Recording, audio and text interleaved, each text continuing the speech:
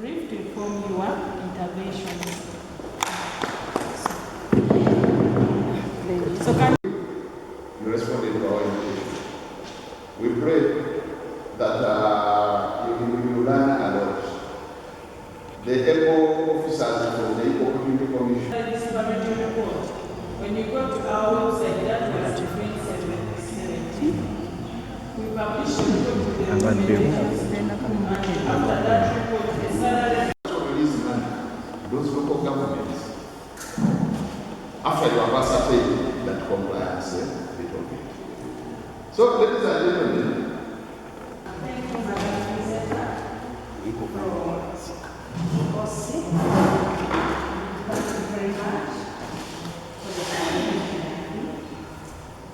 discussion. that's when they will know that gender and equal responsive planning is very key in the budgeting, and they will capture it in the budgeting.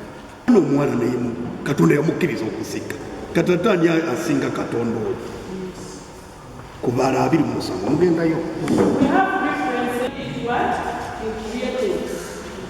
Not perfect enough to Number. So I think we are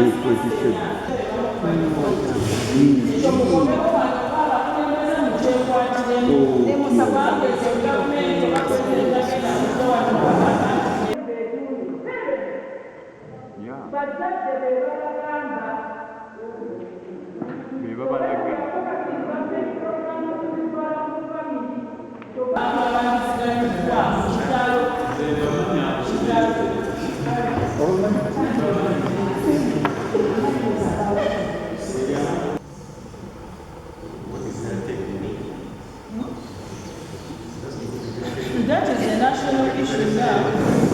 Everywhere where we go, it's big. So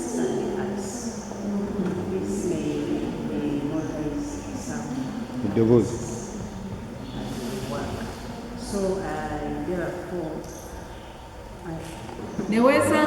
yes, to factoring up that fact that there is an increased population, the growth rate, but it exceeds the growth rate.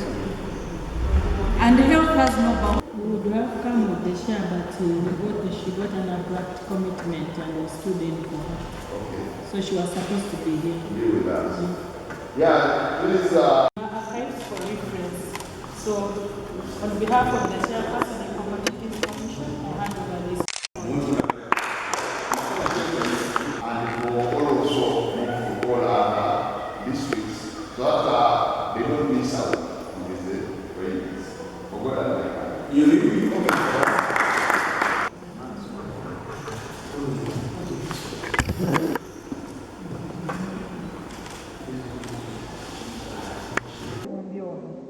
ensonga omwana wange mulwadde ali ku ddagala naye tali comfortable na senior woman teacher ono bwawulira ng'akola ki so kitegeeza ki n'abazadde nabo oba n'abazadde naffe tetuyamba baana baffe.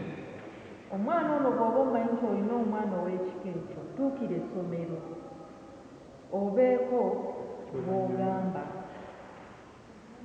oyinza okufuna engeri gy'okikwasaganyaamu naye essomero atulisi tutegeere nti ono omwana yeetaaga special needs.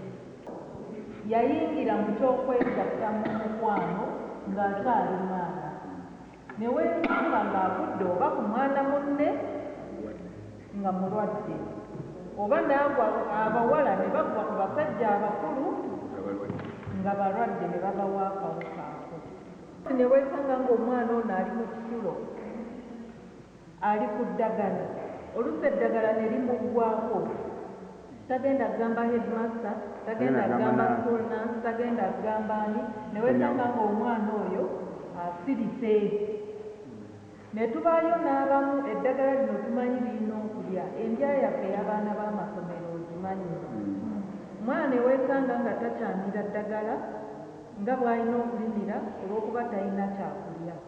District ekoze omulimu gwayo era tukitegeddeko nti ssente zaatuuka. Waliwo wootuuka nga abantu bagamba ssente tetuzirabangako naye abantu baatuuka. Ate ekyenkizo e Kayunga abakiikirira abakadde bagambye nabo baganyuddwa mu nteekateeka za gavumenti, naye era wakyaliwo obwetaavu okulaba nti era ate ku sayidi eri bafiibwako nnyo mu programs endala waliwo ze batanna n'abakadde abamu tebasobodde zifu oba n'abantu abava mu mawanga amatono nabo tebasobodde zifu. Nezo z'ensonga era ebintu ebimu biri nti yandiba identity card oba obukwakulizo obukyali obw'amaanyi. Mpozi akakwakulizo akavuddeyo olwaleero ekubeera ng'empapula ze bafunirako ssente ziri mu lufuutifuuti mu luzungu nga zeetaaga okuzza mu lulimi olutegeerekeka abantu basobole okuzisoma basobole okuzijjuza ng'ate tebasasudde ssente kusasula abantu balala basobole okubajjuliza empapula zino. Emitendera egy'okufuna ssente gikyalimuko obugumu. Tusaba nga empapula ezo bwe ziba zivudde ku national level nga zigenze ku local government tusobole okufuna abantu amawanga agali mu local government eyo empapula zibeere nga si mpanvu nnyo ate nga ziri mu lulimi lwe bakola ki lwe bategeera. Ne groups nazo zisangiddwa bagamba nti nno mukole groups yes bazikoze naye nazo tezibadde nnyangu olw'abantu ab'enjawulo n'ebigendererwa eby'enjawulo mu ssente zino. Abamu baagala bakomyewo ssente abalala bazifunye ne bagenda ne bazinywamu ki omwenge. So groups nazo ne zifuuka ekizibu era tuwulidde nti essente ezajja nga mu emiyoga zo zaaliibwa. Operation Wealth Creation kizibu kyekimu. Tulaba ne PDM naye ekizibu kyandikomawo naye tukuba omulanga nti management oba okulondola kwa ssente zino kwongezebwemu amaanyi ssente zino ziganyulwa abantu. Otherwise government bw'enaakolanga program ng'ate abantu bazeeyonoonera ejja kulemwa kubanga abantu be bakola programs zino era be baganyulwamu.